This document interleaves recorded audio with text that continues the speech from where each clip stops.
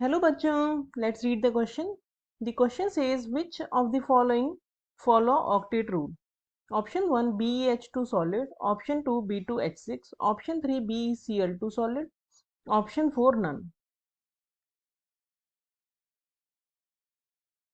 So first of all, let us check the key concept of the question. The key concept of this question is that octet rule means the central atom of the molecule must have 8 electrons in its valence shell. तो according to octet rule जो भी molecules होते हैं उनमें जो atoms होते हैं वो ट्राई करते हैं कि उनके वैलेंस शेल में 8 इलेक्ट्रॉन्स हो। अगर उनके वैलेंस शेल में 8 इलेक्ट्रॉन्स होते हैं तो वो स्टेबल कॉन्फ़िगरेशन होता है और जिसकी वजह से जो मॉलिक्यूल होता है या एटम होता है वो स्टेबल हो जाता है। तो that means every atom has the tendency to occupy 8 electrons in it valence shell.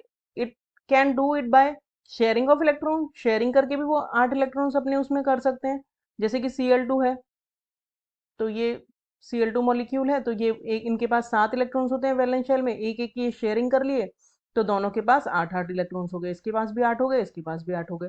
या फिर ये कर सकते हैं बाय गिविंग द इलेक्ट्रॉन्स, जैसे कि जो कैटायंस बनाते हैं जैसे सोडियम है, सोडियम के वैलेंस शेल में एक इलेक्ट्रॉन होता है, अगर ये इसे दे देता है तो देने के बाद ये कैटायन बना देता है, तो कैटायन जो होता है उसका इलेक्ट्रॉनिक कॉन्फ़िगरेशन हो जाएगा नियॉन के जैसा 2 8, तो इसके आउटर वैलेंस शेल में होगा 8 इलेक्ट्रॉन्स तो ये भी हो गया स्टेबल। तो ऐसे सभी की टेंडेंसी होती है कि वो अपने आउटर वैलेंस शेल में 8 इलेक्ट्रॉन्स ऑक्यूपाई कर सकते। तो now let's check the solution. तो अगर हम BeH2 की बात करें सॉलिड स्टेट में, तो Be जो है इसके पास वैलेंस शेल में होते हैं, इसका इलेक्ट्रॉनिक कॉन्फ़िगरेशन होता है 1s2 2s2, तो 2 इलेक्ट्रॉन्स जो है 1 इसमें रहेंगे और 2s वाले जो इलेक्ट्रॉन्स हैं वो 2p में एक इलेक्ट्रॉन जंप कर जाता है, तो इसके पास 2 इलेक्ट्रॉन्स होते हैं वैलेंस शेल में फॉर बॉन्डिंग। दो BeH2 के मान लो मॉलिक्यूल्स हैं, तो इस वाले मॉलिक्यूल ने यहाँ पे एक अपना इलेक्ट्रॉन दिया, एक यहाँ पे दिया दूसरे हाइड्रोजन के साथ, और इस वाले का हाइड्रोजन जो है उसका इलेक्ट्रॉन इन्होंने ले लिया, तो कुल मिला के इन तीनों सेंटर्स के बीच में 2 इलेक्ट्रॉन से बॉन्ड बनते हैं, जो एक इलेक्ट्रॉन तो हाइड्रोजन का है और एक इलेक्ट्रॉन यहाँ पे Be का है। यहाँ पे एक इलेक्ट्रॉन Be का होगा और दूसरा इलेक्ट्रॉन एक हाइड्रोजन का होगा, तो ये जो सारे बॉन्ड्स बन जाएंगे ये बन जाएंगे 3 सेंटर 2 इलेक्ट्रॉन बॉन्ड। 3 सेंटर्स हैं, एक 2 Be और एक H।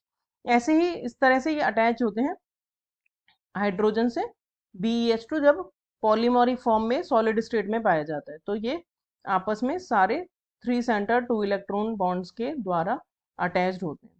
तो अगर हम इसमें काउंट करें इलेक्ट्रॉन्स इसके पास, तो इनके पास इलेक्ट्रॉन्स जो हैं वो 8 नहीं हो पाएंगे, क्योंकि तीनों सेंटर पे मिला के 2 इलेक्ट्रॉन्स को ये शेयर कर रहे हैं, तो दैट मीन्स ये ऑक्टेट रूल नहीं फॉलो करता। ये पॉलीमरिक BH2 की बात हो रही है जब सॉलिड स्टेट में BeH2 होता है। दूसरा है B2H6। B2H6 में जो बोरोन होता है उसके पास 3 इलेक्ट्रॉन्स होते हैं वैलेंस शेल में, तो 2 के साथ तो ये सिंपल हाइड्रोजन के साथ कोवेलेंट बॉन्ड बना लेता है,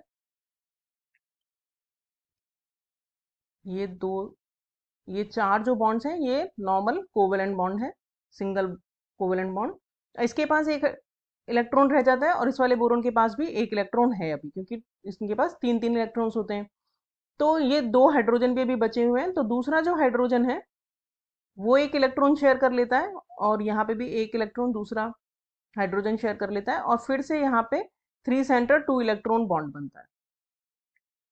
तो यानी कि जो B2H6 की स्ट्रक्चर होती है उसमें 4 तो नॉर्मल 2 सेंटर 2 इलेक्ट्रॉन बॉन्ड होते हैं BH के, जबकि 2 बॉन्ड्स जो होते हैं सेंटर वाले वो 3 सेंटर 2 इलेक्ट्रॉन बॉन्ड्स होते हैं।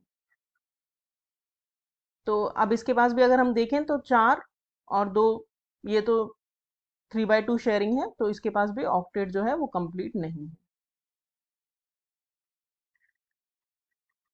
तो ये दोनों के पास तो नहीं होता है ऑक्टेट कंप्लीट। इसके बाद है BeCl2 इन सॉलिड फॉर्म। जो BeCl2 जब सॉलिड फॉर्म में होता है तो ये पॉलीमरिक फॉर्म में पाया जाता है और ये जो है टेट्राहेड्रली सराउंडेड होता है तो 4 क्लोरीन के साथ, तो 2 क्लोरीन के साथ तो नॉर्मल बॉन्ड होता है और 2 क्लोरीन के साथ डोनर टाइप का बॉन्ड होता है जिसमें क्लोरीन जो है वो एक्टिंग एज अ डोनर,